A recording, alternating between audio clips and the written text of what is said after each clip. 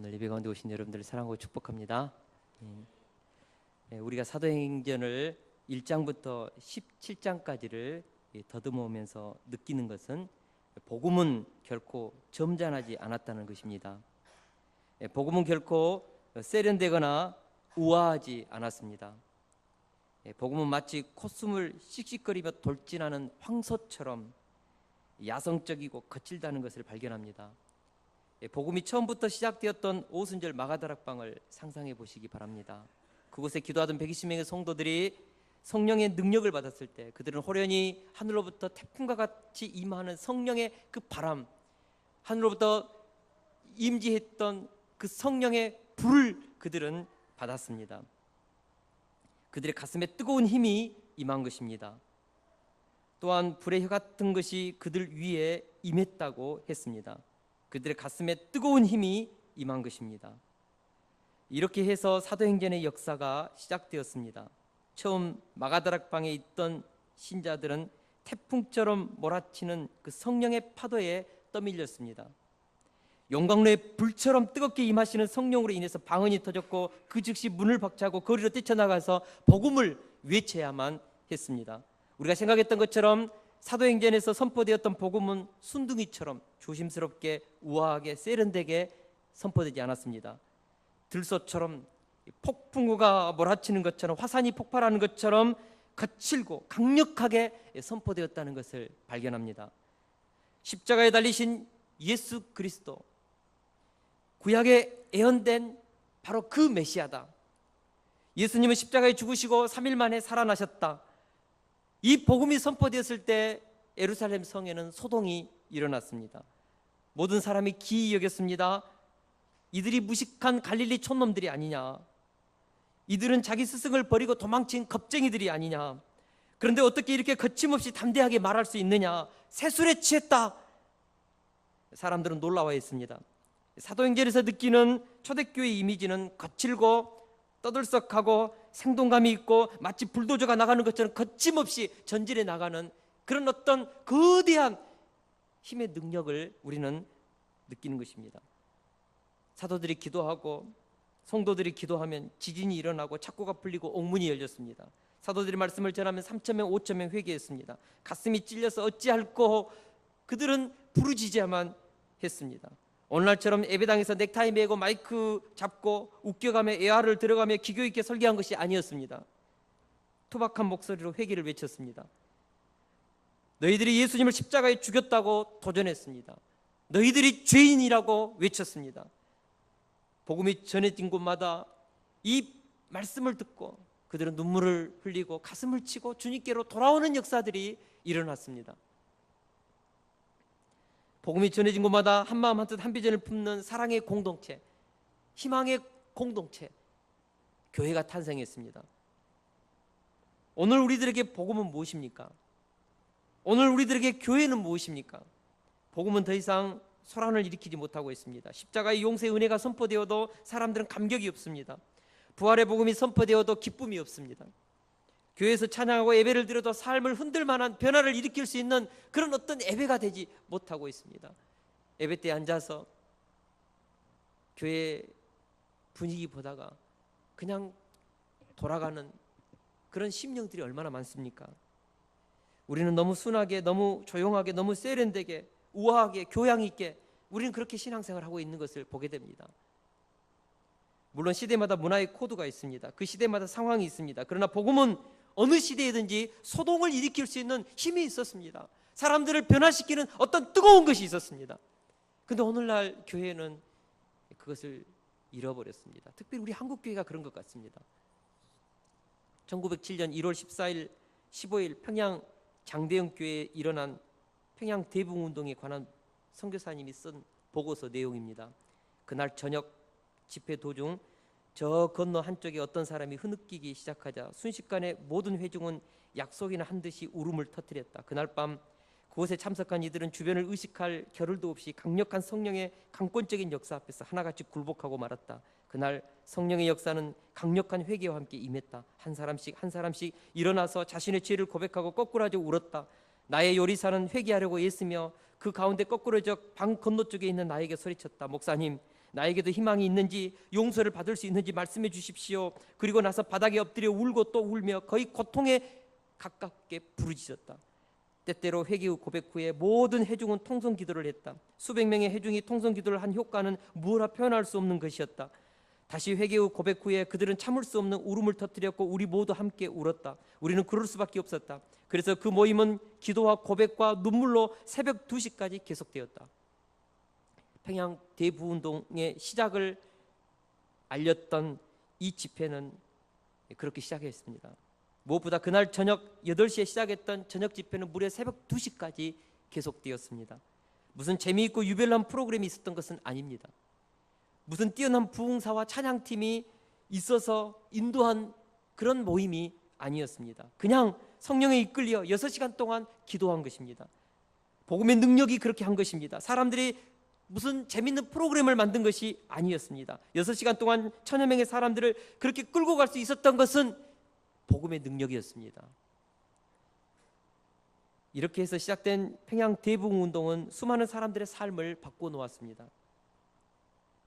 그들은 집회 중에 온갖 죄악들을 다 토해냈습니다. 어느 한 여인은 자기가 청일전쟁 때 아이를 업고 뛰는데 너무 힘드니까 업고 있는 아이를 내려놓고 아이 머리를 나무에 부딪혀 죽이고 도망쳤다고 했습니다.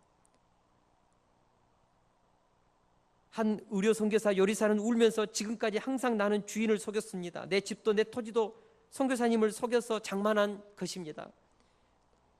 그는 그곳에서 자신의 이 엄청난 죄를 수백 명이 있는 곳에서 자백하고 그리고 다음 날 자신의 모든 것을 정리하고 선교사님께 훔쳤던 그것을 갚아드렸습니다.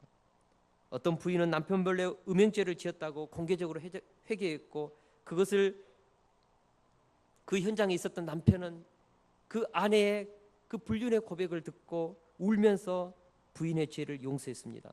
여러분, 말씀의 태풍이 불고 그곳에 성령의 깊은 터치가 있으니까 그곳에 있었던 성도들은 그렇게 울면서 자기의 죄를 토해내면서 자신들의 그 악하고 죄악된 삶을 드러내면서 하나님 앞에 회개하고 돌이켰다는 것입니다.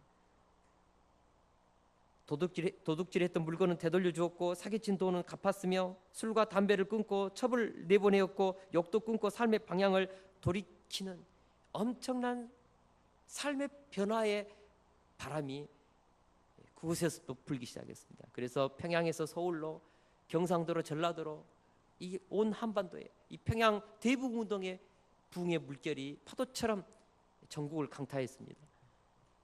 그 당시 자료를 읽어보면 평양이라는 도시에 7만 명의 인구가 있었습니다. 그 중에 15,000여 명의 평양 성도들이 있었습니다. 그들이 주일날 문을 닫고 가게를 닫고 흰옷을 입고 교회 가는 모습이 이 도시의 새로운 어떤 그런 충격적인 모습을 재현해냈고 그것을 표현했고 일반인들이 장사를 할 수 없을 정도로 바뀌었습니다. 그래서 일반인들도 상점 문을 주일이면 닫았습니다. 이것을 보면서 아시아에 있는 유럽에 있는 성도들이 평양을 동방의 예루살렘이라고 칭했던 것입니다. 상상할 수 없는 영적인 변화가 평양 속에 일어난 것입니다. 복음의 능력은 우리의 가치관을 변화시키고 우리의 삶을 변화시킵니다. 그렇게 해서 가정을 소동시키고 한 도시를 소동시켰던 것입니다.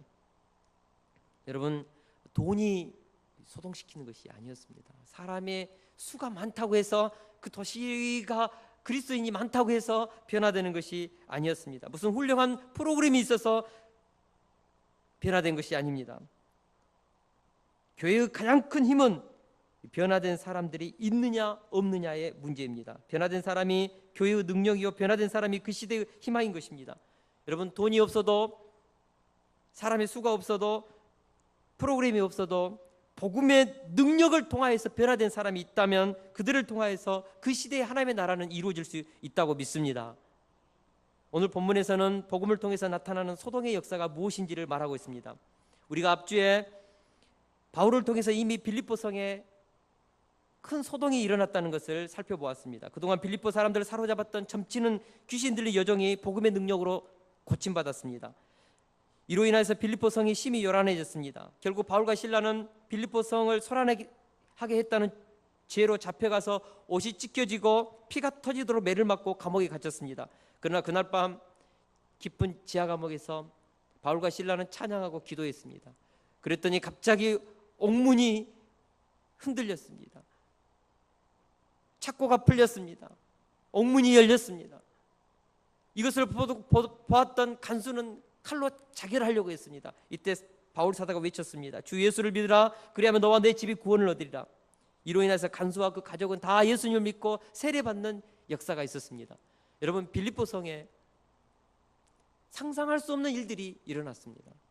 귀신이 쫓겨가고 옥문이 흔들리고 착고가 풀리고 기적이 일어나고 교회가 세워지고 빌립보 성이 발칵 뒤집혔다고 했습니다. 그래서 바울과 실라를 떠나가도록 요구했습니다. 바울 사도 일행은 루디아 집에 들어가서 형제들을 만나서 위로하고 또다시 성령의 인도를 따라서 다음 도시로 나아갔습니다. 우리 1절에서 2절을 같이 한번 읽겠습니다. 1절에서 2절 말씀입니다. 시작. 데살로니가에 이르니 유대인의 회당이 있는지라 바울이 자기의 관례대로 그들에게 들어가서 새 안식일에 성경을 가지고 강론하며, 우리 1절에서 유심히 살펴봐야 할 대목은 바울 일행이 암비볼리아와 아볼로니아로 다녀가 데살로니가에 이르니, 이 부분입니다. 왜 바울 일행은 암비볼리아와 그리고 아볼로니아를 거쳐서 데살로니가로 바로 직진했을까요? 여러분 한번 생각해 보시기 바랍니다. 작은 성이든 큰 성이든 구원받아야 할 영혼들이 분명히 있을 텐데 말입니다. 그러나 우리가 이 부분을 이해하기 위해서 다음 구절을 우리 한번 주목해 봅시다. 데살로니가에 이르니 거기 유대인의 회당이 있는지라 바울이 자기의 관례대로 그들에게 들어가서, 바울 사도의 선교 여행에는 어떤 명확한 전략이 있었다는 것을 우리가 발견하게 됩니다. 그것은 거점 도시를 중심으로 한 회당을 통한 복음 선포였습니다. 암비볼리아와 아볼로니아는 작은 소도시였습니다. 바울은 이런 소도시는 그냥 거쳐 가고, 데살로니가 당시 인구가 20만 명 되는 항구 도시였습니다. 마게도니아의 수도였습니다. 호남권의 수도는 어디죠? 광주, 대광주시죠. 서울에 사는 분들은 광주를 시골이라 하는데 광역시입니다. 광역시. 그러지 않습니까? 호남권의 수도지 않습니까? 강주가 굉장히 중요합니다. 한때는 강주를 통하여서 민주화의 불꽃이 여기서부터 전국으로 이렇게 연결됐지 않습니까? 강주, 위대한 도시입니다. 이제 이곳에서 민주화의 성지에서 복음의 성지가 돼야 되는 줄 믿습니다. 바울 사도는 데살로니가를 선교의 거점으로 삼고 그곳에서 하나님의 교회를 세우고자 했습니다. 특별히 데살로니가에는 오늘 본문에 보니까 뭐가 있었습니까? 회당이 있었습니다. 회당. 여러분, 그 시대의 회당은요 굉장히 바울 사도에게 있어서 중요한 어떤 선교의 도구였습니다. 회당은 어떤 것입니까? 유대인 가정이 10가정이 있으면 회당을 세울 수 있습니다. 근데 그 시대의 회당에는요 유대인들만 모여서 하나님께 예배드리는 것이 아니고 이방인들도 회당에 와서 하나님께 예배를 드렸습니다. 그 중에 특별히 할례를 받으면 유대인 같은 취급을 받습니다. 그러나 할례 받지 않고 단순히 하나님만을 경외해가지고 그 회당의 뒷좌석에 앉아서 강론을 듣고 하나님께 예배하는, 하나님을 경외하는 할례 받지 않는 이방인들이 꼭 회당에는 있었습니다. 이들은 이방인이었음에도 불구하고 성경을 알았고 성경에 계시된 여호와 하나님을 경외하고 하나님의 말씀을 믿는 자들이었습니다. 바울 사도가 타겟으로 노리는 것은 바로 이런 이방인들, 하나님을 경외하는 이방인들이었습니다. 그래서 바울은 도시만 들어가면 항상 회당에 가서 복음을 전했고, 회당에서 하나님을 경외하는 이방인들이 하나님께 돌아와서 교회의 주춧돌이 되었다는 것입니다. 회당에 있지 않는 이방인들에게 한번 복음을 전한다고 생각해 보십시오. 바울이 예수님 믿으십시오. 그러면 예수님이 누구십니까? 질문하겠죠. 그러면 예수님은 구약에 예언된 구세주입니다 라고 말하면, 구약이 뭡니까? 모세와 선지자들이 쓴 언약서입니다. 모세는 누구입니까? 또 모세를 설명해야 돼요. 여러분, 이방인들에게 복음을 전한다는 것은, 그리고 그들을 하나씩 하나씩 가르쳐서 예수님을 소개하기까지 많은 수고와 노력과 대화가 있어야 합니다. 그런데 회당에 있는 이방인들은 이미 구약을 알고 있기 때문에 구약에 예언된 메시아, 그분이 예수다라고 가르쳐주고, 예수만 들어오면 그들은 곧바로 하나님이 쓰실 수 있는 그런 귀한 일꾼들이 될 수 있었다는 것입니다. 이것이 바울 사도의 위대한 복음 전략이었습니다. 바울 사도는 고린도전서 9장 16절에서 그러므로 나는 다름질하기를 향방 없는 것 같지 아니하고 싸우기를 허공을 치는 것 같지 아니하며라고 했습니다. 바울은 거점 도시 중심 선교, 회당 중심 복음 선포라는 분명한 규칙과 방향과 선을 정하고 뛰었다는 것입니다. 그래서 헛고생을 줄였습니다. 우리도 이런 전략적 사고를 하면서 우리의 인생의 시간과 우리의 에너지를 필요한 곳에 집중할 필요가 있습니다. 향방 없이 허공을 치는 그런 신앙생활을 해서는 안 되는 것입니다. 여러분, 지혜를 가집시다. 전략적인 생각을 하면서 한 번밖에 없는 인생을 의미 있게 살아냅시다. 할렐루야. 그러니까요, 우리가 시간을 아끼고 집중할 곳에 집중해서 정말 우리의 시간을, 또 우리의 에너지를 우리가 잘 살려서 열매를 맺게 해야 합니다. 신앙생활하면서 막 그냥 이렇게 우왕좌왕하면서 시간을 허비해서는 안 되는 것입니다.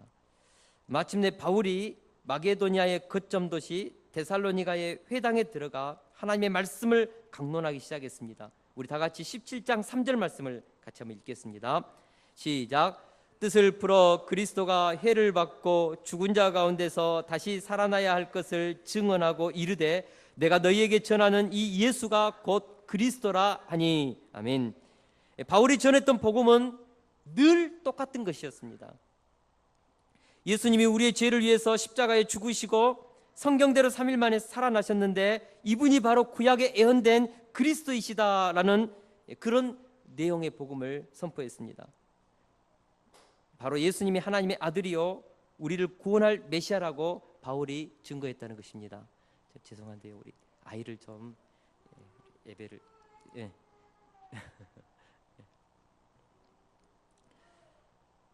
바울이 전한 복음의 내용은 오늘 본문에 보니까 의외로 짧고 간단했습니다. 어떤 화려한 언변이 아니었습니다. 어떤 화려한 기교가 있는 것이 아니었습니다. 바로 예수님이 십자가에서 죽으시고 다시 사망 권세를 깨고 부활하셨다는 것입니다. 복음의 내용은 짧은 시간에, 짧은 기간 동안에 핵심 가치만 힘있게 바울은 전했습니다. 오늘 본문에 보니까 그리 긴 시간이 아닙니다. 새 안식일입니다. 바로 3주 동안 안식일에 회당에서 십자가와 부활의 복음을 전했다는 것입니다. 그런데 놀랍게도 3주 동안 전했던 복음이 데살로니가 시에 태풍을 몰아오고 그 성을 소동시켰다는 것입니다.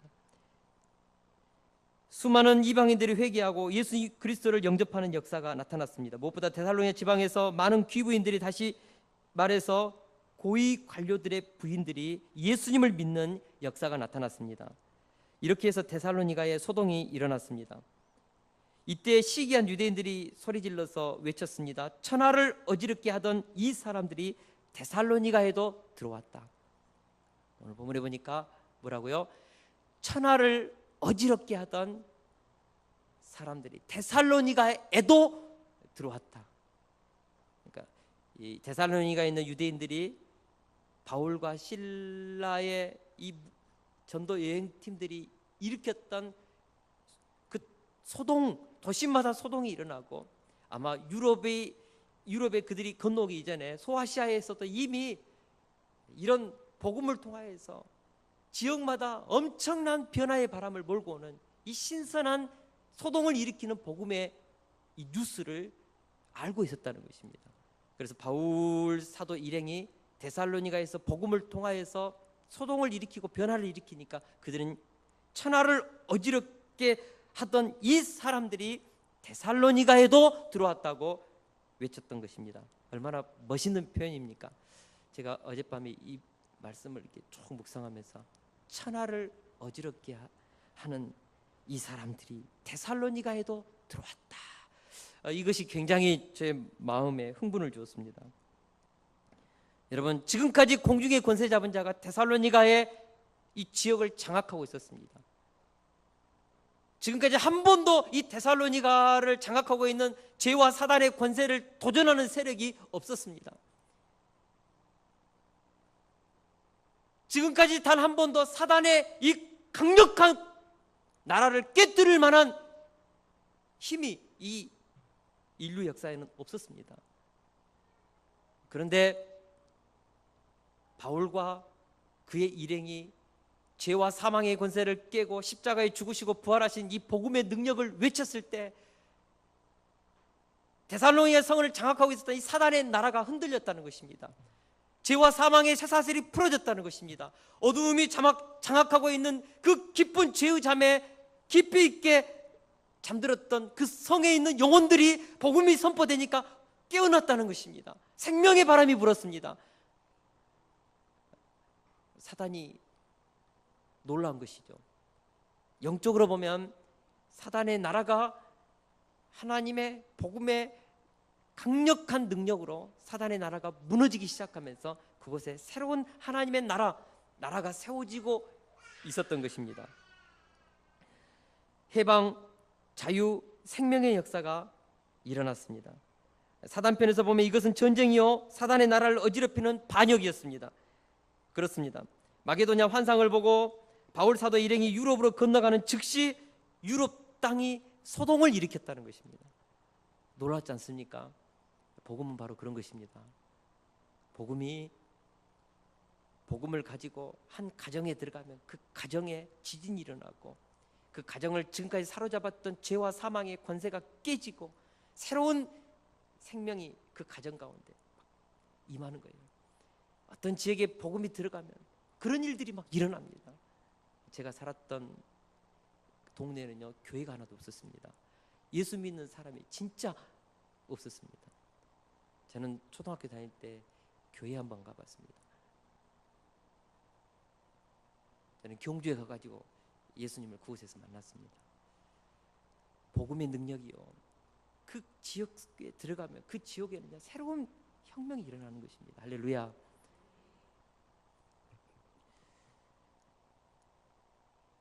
우리는 여기서 세 가지 교훈을 배울 수 있습니다.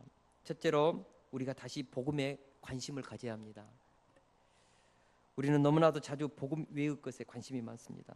우리는 돈의 힘에 심취되어 있습니다. 어떤 일을 하다가도 돈이 없으면 못하겠다고 말합니다. 저도 동강교회에서 청년 사역을 할 때 400만 원의 예산 때문에 불평한 적이 많이 있었습니다. 그 당시 한 30여 명 되는 막 청년들이요 막 부흥해가지고 80명대까지 이렇게 막 청년들이 이렇게 자랐습니다. 근데 예산을 안 올려주는 거예요. 여름이 되면 예산이 바닥이 납니다. 어떻게 합니까? 뭐 부교육자 생활비 뻔하지요. 청년들 감당하는데 항상 한계를 느꼈습니다. 그래서 불평했습니다. 예산 좀 더 추가시켜달라고. 3년 동안 한 번도 예산을 더 추가시켜주지 않았습니다. 그래서 여름만 지나면 이후에 어떤 프로그램을 못했습니다. 그래서 불평이 했습니다. 오죽 했으면 제가 교육 예산만큼은 우리 교회에 그냥 이런 재정부의 어떤 동의 없이 우리가 그냥 먼저 끌어쓰고 후 보고해도 이것에 대해서 묻지 말라 정관에 넣었습니다. 여러분 교육만큼은 저는 그래야 된다고 봅니다. 할렐루야. 중요한 것은요 제가 이 말씀 묵상하면서 참 회개했습니다. 돈이 청년 사역을 하는 것은 아닌데 물론 돈 필요합니다. 그러나 그때 정말 내가 좀만 더 영적으로 깨어 있었더라면 청년들하고 같이 기도하고 후원 받아서 좀 할 수 있었을 텐데, 야 청년들 너희들 좀 협의 내 해가지고 할 수 있었을 거야. 왜 그 생각은 못하고 맨 없다고, 예산 없다고 그랬을까? 왜 찌질이 같이 복음 사역을 섬겼을까? 복음의 능력은 더 큰 역사를 이룰 수 있는데, 그래서 제가 3년 하고 화가 나서 청년 사역 못 하겠다고 했거든요. 여러분, 돈보다 더 중요한 것은 복음의 능력입니다. 복음의 본질입니다. 복음 외의 것이 아무리 풍족하더라도 복음의 핵심을 잃어버리면 교회는 쇠퇴하는 것입니다. 교회는 복음에 관심을 가져야 합니다. 돈보다도, 프로그램보다도, 사람의 수보다도 더 중요한 것이 복음의 능력입니다. 할렐루야. 복음이 들어가면 교회는 생명의 바람이 붑니다. 제가 예배를 굉장히 앞주부터 제가 예배 수칙을 좀 이렇게 전하고 우리 예배 좀 회복하자 했지 않습니까? 여러분, 예배가 중요합니다. 예배에서 복음이 심령이 깊은 곳에 떨어지면 우리의 삶 가운데 말할 수 없는 역사들이 나타나는 것입니다. 교회는요, 이 세상에서 가장 위대한 것을 가지고 있습니다. 인간의 모든 어떤 죄든지 용서할 수 있는 십자가의 능력, 죄와 사망의 권세를 이길 수 있는 부활의 능력, 다시 오실 우리 주님, 재림하실 주님, 새하늘 새 땅, 우리는 가지고 있습니다. 여러분, 이것보다 더 좋은 것이 세상에 어디 있습니까? 교회는 이걸 가지고 있지 않습니까? 근데 이것으로 우리는 교회를 세우려고 생각하지 않고 건물이라든지 어떤 프로그램이라든지 사람의 수가 모이면 조직이 되면 어떤 그런 것으로 막 교회를 만들려고 하는 것, 이것 자체가 죄인 것입니다. 복음의 능력입니다. 제가 오늘 이 말씀을 묵상하면서 참 많이 회개하고, 정말 복음 외의 것에 관심을 갖지 말자. 물론 교회가 잘하면 필요한 하드웨어도 필요합니다. 그러나 진짜 중요한 것은 소프트웨어입니다. 복음의 능력입니다. 할렐루야.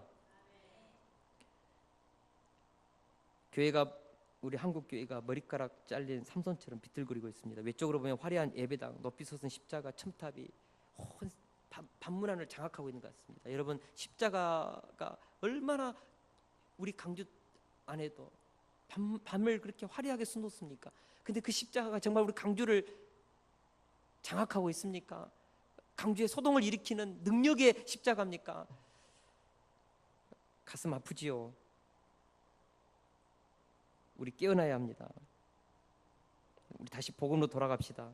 초대교회가 붙잡았던 그 복음의 능력으로 우리 일합시다. 할렐루야. 둘째로, 우리는 사람이 많아야 하나님의 일을 더 잘하게 될 것이라는 착각을 버려야 합니다. 우리는 사람의 수에 관심이 많습니다. 오늘날 사람의 수는 곧 힘입니다. 교회에 사람이 얼마나 많으냐에 따라서 좋은 교회가 되기도 하고 별 볼 일 없는 교회가 되기도 합니다. 우리는 사람이 많이 모이면 흥분합니다. 적게 모이면 분위기가 다운됩니다. 사람이 많으면 신이 나고 좋습니다. 그러나 적게 모이면 기비 빠집니다. 주일에도요, 자꾸 그냥 사람의 수가 이렇게 줄어들면 예배 분위기도 안 나고 썰렁하고 말씀도 이상하게 그냥 막 힘도 없는 것 같고 그래요. 조그마한 좀 교회가 사이즈가 적고 사람이 적게 모인 목사님은 능력도 없는 것 같고, 그리고 사람이 많이 모이는 교회는 목사님이 뭐 능력이 있는 것 같고 영역이 있는 것 같고 이상하게 사람들이 막 그렇게 봐요. 그렇지 않습니다. 복음 자체가 능력입니다. 사람의 수가 아닙니다. 사람의 수가 많다고 해서 좋은 교회 아닙니다. 물론 많이 모이면 뭔가 질이 있기 때문에 많이 모일 수도 있겠죠. 그러나 꼭 사람의 수가 많다고 해서 하나님의 일을, 위대한 일을 할 수 있는 것은 아닌 것입니다.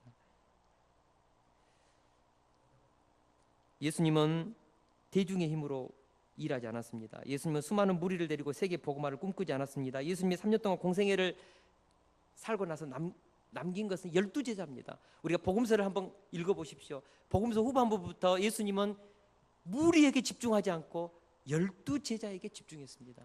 12제자를 옆에 두고 가르치고 더 깊이 있게 가르치고, 그 중에 특별히 세 제자 베드로와 요한과 야고보를 더 집중 있게 가르쳤습니다.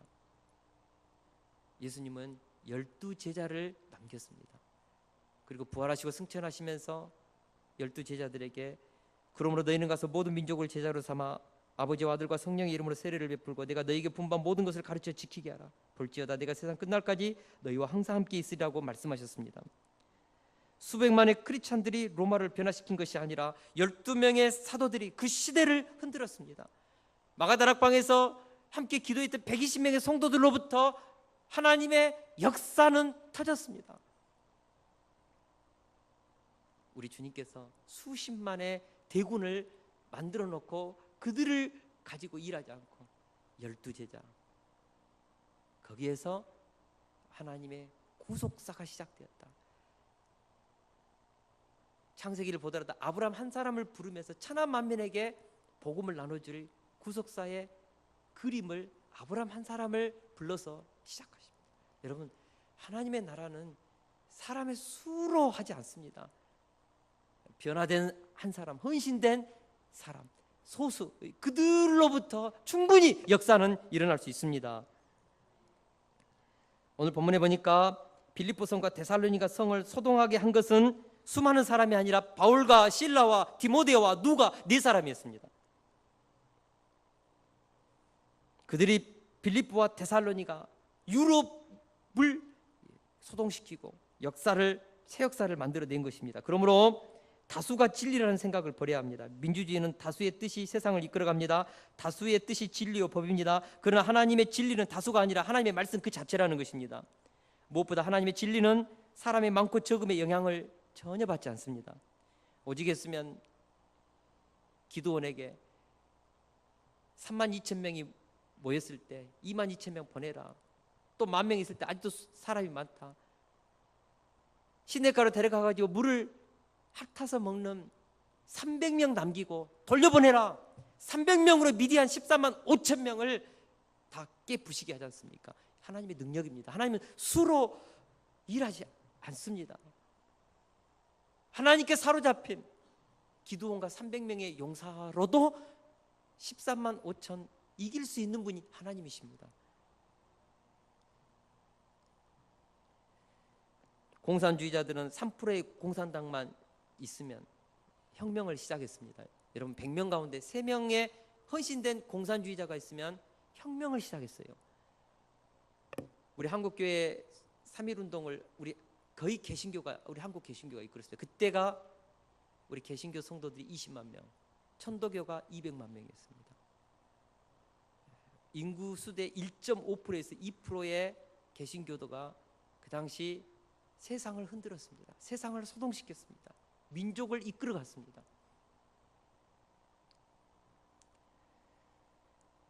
그런데 요즘 우리 사회의 문제를 일으키는 사람이 대부분 그리스도인인 것을 보게 됩니다.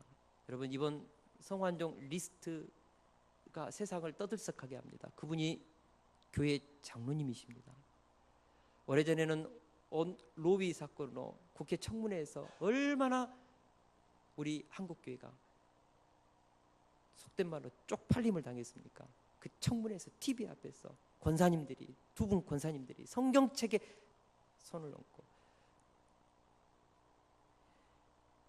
여러분, 우리 한국교회 지금 굉장히 어려움을 당하고 있지 않습니까? 왜 그럴까요? 수가 적었을까요?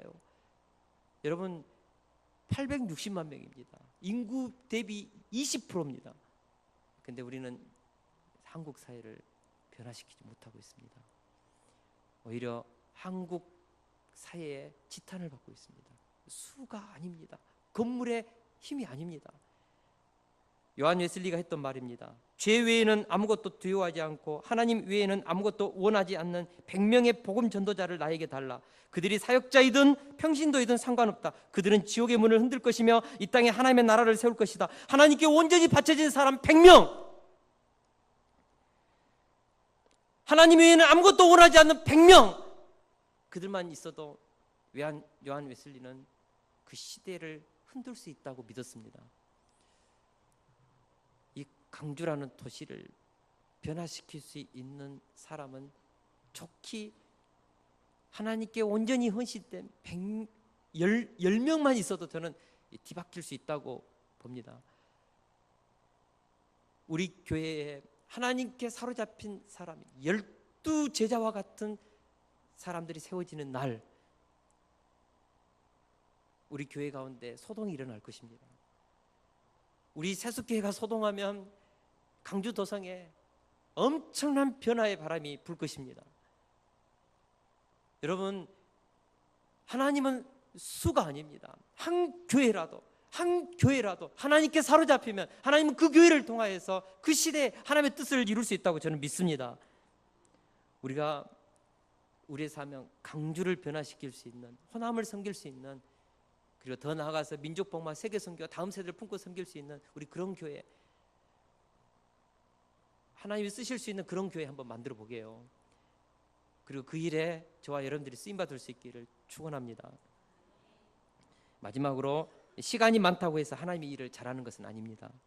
오늘 본문에 보니까 바울과 실라와 디모데는 데살로니가에서 단지 3주 동안 있었습니다. 아주 짧은 시간입니다. 그럼에도 불구하고 데살로니가에 변화의 바람을 불게 했습니다. 데살로니가에 소동이 일어나겠습니다. 그 짧은 시간에 데살로니가에 교회가 세워졌습니다. 3주입니다.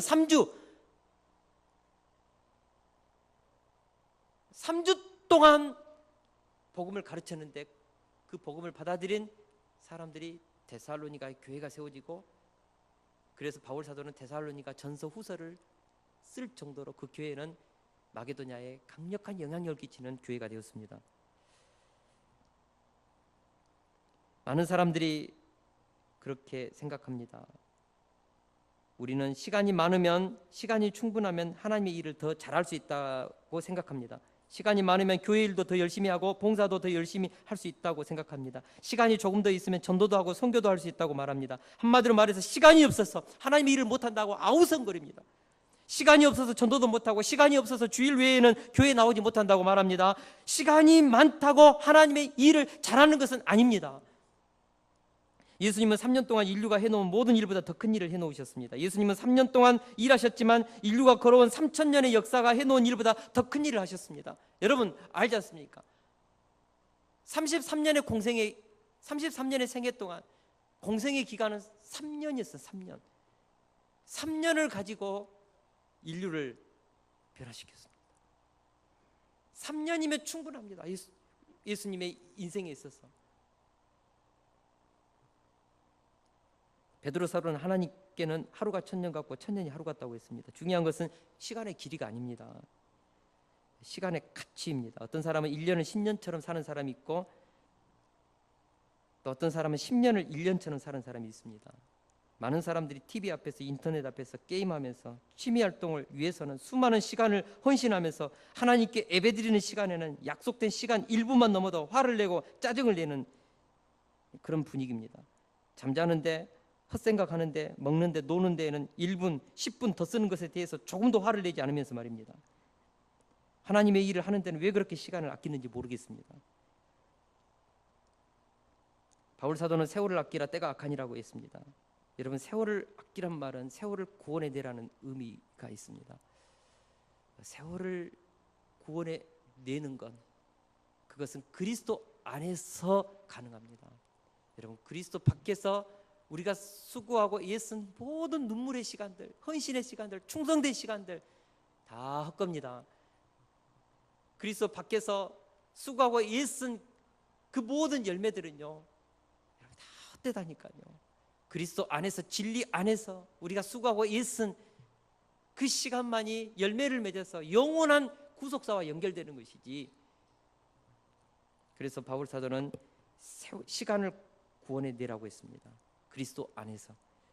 중요한 것은 시간의 길이가 아닙니다. 100년 살았다고 훌륭한 인생 사는 거 아닙니다. 제가 22살 때 87년에 예수님을 만났습니다. 그때 제가 깨달은 것이 하나 있습니다.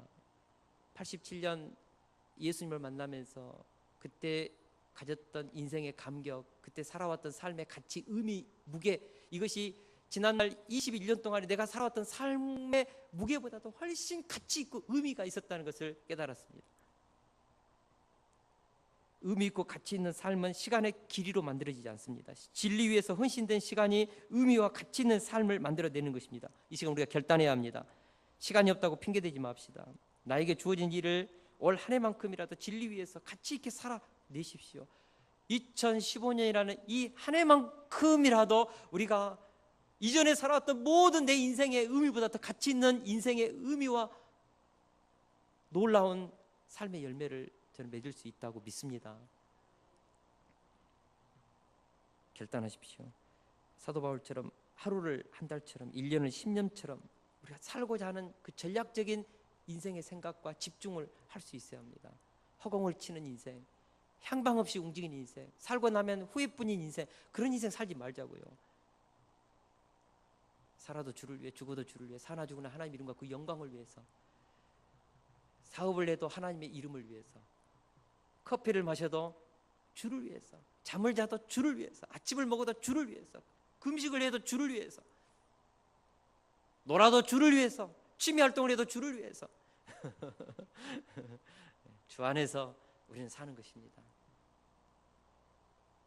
거기에 능력이 있고 거기에 진짜 쉼이 있고 그것이 바로 구속사와 연결되고 그리스도 안에서 보낸 시간들이 결국은 생명을 살려내는 인생으로 연결되는 것입니다.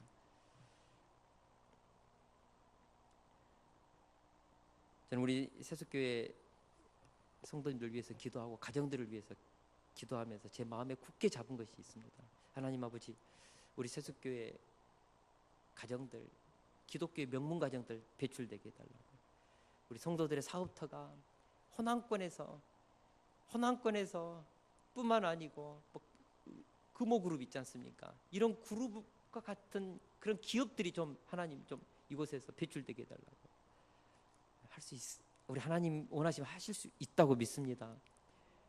뿐만 아니라 평신도들 중에서 우리 한국 기독교회사에 내놓을 수 있는 평신도들, 자라나는 세대들 가운데서 모세와 같은 다윗과 같은 다니엘과 같은 요셉과 같은 총기 있는 시대를 부양하고 생명을 부양할 수 있는 그런 인물들 배출되게 해달라고. 우리 기도하면 안 될까요? 하나님 하실 수 있다고 믿습니다.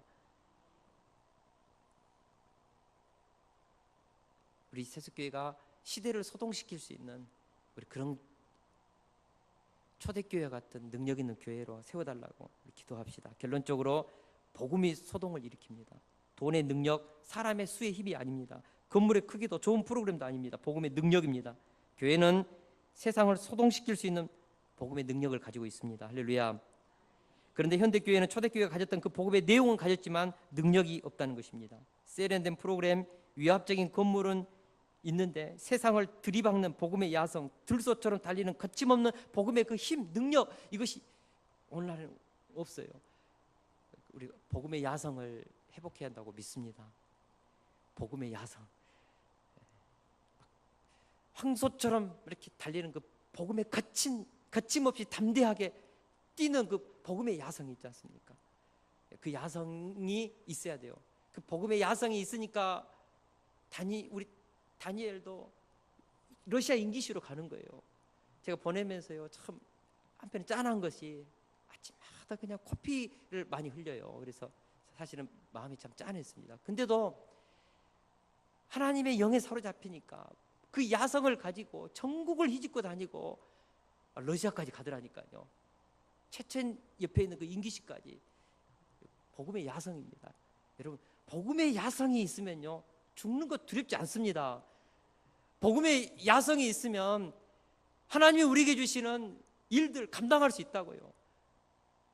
저도 복음의 야성을 갖게 되니까요, 항상 그 이전에는 평점 3.0, 3.3, 예수 만나고 3.9, 4.25, 제가 단과대에서 차석까지 했습니다.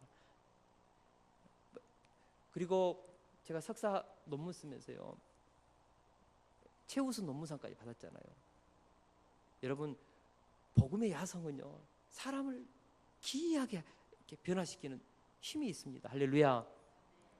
복음의 야성, 그 야성 다시 한번 우리 회복시킵시다. 너무 교양 있게 순둥이처럼 이쁘게 순응하면서 네, 하지 말고 이 세상 한번 들이박게요. 아주 소동 한번 일으키게요. 가정의 자녀들의 인생 가운데. 할렐루야. 우리 찬양하고